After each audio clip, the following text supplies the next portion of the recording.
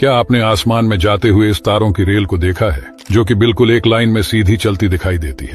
जब कुछ लोगों ने इसको देखा तो वे हैरान रह गए। किसी ने इसको एलियन बताया तो किसी ने यूएफओ। दरअसल ये कोई तारों की रेल या फिर एलियन नहीं है, बल्कि ये है स्टारलिंक सैटेलाइट, जिसको इलॉन मस्क की कंपनी ने लॉन्च किया है। इसके जरिए दुनिया का सबसे सस्ता और हाई स्पीड इंटरनेट देने का प्लान है इलॉन मस्क का। हालांकि अभी इसकी टेस्टिंग चल रही है। इसी वजह से जब सारी सैटेलाइट एक लाइन में चलती है तो हमें ये तारों की रेल जैसी दिखाई देती है। और अगर आप ऐसे ही साइंस में दिलचस्पी रखते हैं तो हमारे साथ जुड़े रहिए।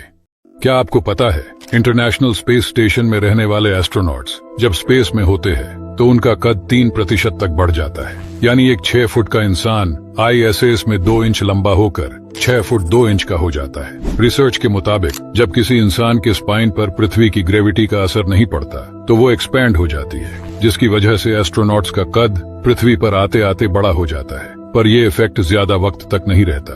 वापस पृथ्वी पर लौटने के कुछ दिनों के बाद ही स्पाइन वापस से कंप्रेस हो जाती है। और आपको ऐसे ही साइंस और स्पेस में दिलचस्पी है तो हमारे साथ जुड़े रहिए।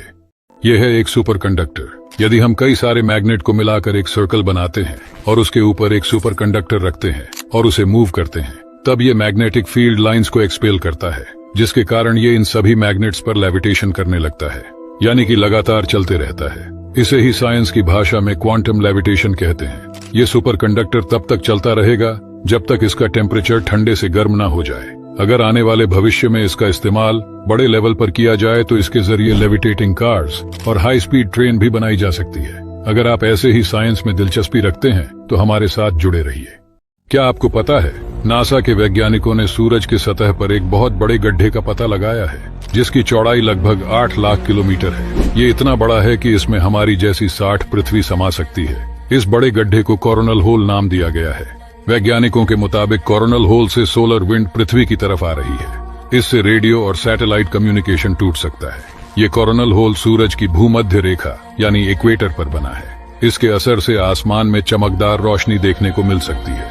वैज्ञानिकों का मानना है कि अचानक कोरोनल होल का इतना बड़ा होना चिंता की बात है। ऐसा इसलिए क्योंकि इससे बहुत मात्रा में रेडिएशन निकल रहा है। इससे पृथ्वी पर GPS सिस्टम और वायरलेस उपकरण प्रभावित हो सकते हैं। वैज्ञानिकों के मुताबिक कि इस बड़े गड्ढे की वजह से पृथ्वी पर जियोमैग्नेटिक तूफान आ सकता है। इस तूफान का सीधा असर पृथ्वी के केंद्र में बनने वाले चुंबकीय क्षेत्र यानी कि पृथ्वी के मैग्नेटिक फील्ड पर होगा। अगर जियोमैग्नेटिक तूफान आता है तो पृथ्वी पर रेडियो ब्लैकआउट हो सकता है।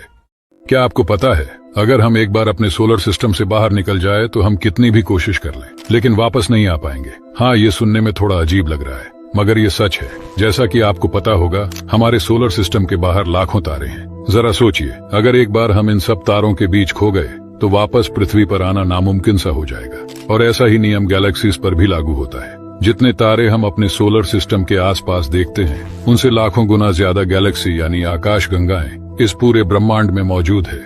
और अगर मल्टीवर्स थ्योरी सच हुआ तो न जाने ऐसे कितने ब्रह्मांड एग्जिस्ट करते होंगे। हम सभी एक पृथ्वी नामक यान पर बैठ के इस अंधेरे से भरे ब्रह्मांड में सफर कर रहे हैं, जिसका कोई अंत नहीं है। अगर अंत है तो सिर्फ जीवन का। और आपका इस पर क्या राय है, कमेंट्स में बताइएगा जरूर।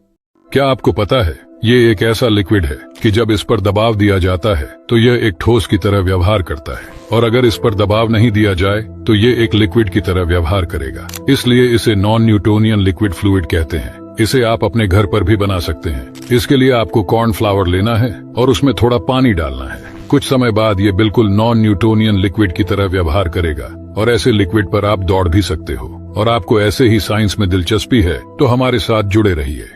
दोस्तों, हमारा यूनिवर्स शायद इकलौता यूनिवर्स नहीं है।